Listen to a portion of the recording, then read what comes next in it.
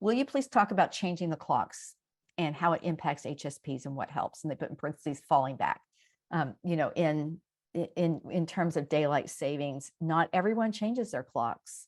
And there's a lot of political discussion in the US about maybe not changing clocks anymore. But in many places, states, not every state in the US and not every country in the world, but many go off of daylight, have daylight savings in the summer and go off of it. And this is the weekend in the US. So as we're recording this on November 4th, tomorrow, November 5th at night is when we change the clocks. Now, this change for me works better. This falling back, moving the clocks back an hour, it works so much better for me because I wake up really early. And it's so much nicer for me to have light. It's easier to wake up. Our earlier ancestors slept with the dark and woke with the light.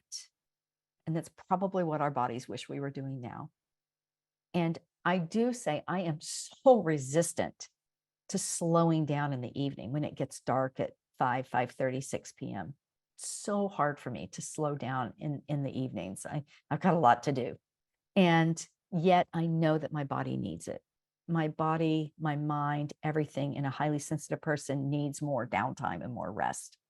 So our early December workshop is going to be holidays and hygge, which is the Danish word for well-being. I'm going to talk a little bit about the pull to go into more stress at this time of year and the need to go into more well-being and self-care and nurturing energy. So although I resist the dark evenings, that causes me to live my life in a way that's more simpatico with my body and my mind and my needs as a highly sensitive person, to have more rest and more downtime. I don't know a single, well, no, I do know a few highly sensitive people who are getting enough, but most of us are not, just because of the culture we live in. So there's that. So I did want to say that this is an easier time change for me. The dark side of the dark side is that because we're so noticing of all the physical things in our lives, our bodies are also highly sensitive. Many highly sensitive people are more likely than people without the trait to deal with seasonal affective disorder. But that happens whether as the days shorten, whether we change the clocks or not. I just wanted to acknowledge that more darkness is much more challenging. I have a young, sensitive friend, 21 or 22, 21 years old, I think, who spent a year in Alaska and has come to realize that she needs to spend her winters back down here and not up there because it's just so hard for her. And I really honor that self-awareness in a 21-year-old. Amazing. So the thing I want to say about the clock change in this direction and just the fact of the change is that it's new. The expectation that you're going to place on your body and your mind to function is going to be different. It's a big change and it's going to be challenging. Just for your brain, it's going to notice.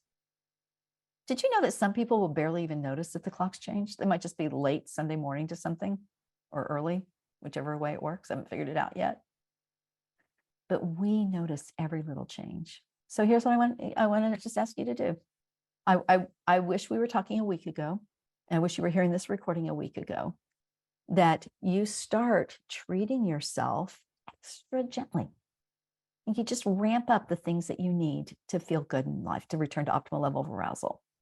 But now here we are at the change. This should be a gentle weekend. And if you're hearing this recording after the weekend and the clocks have changed in your community, just step back.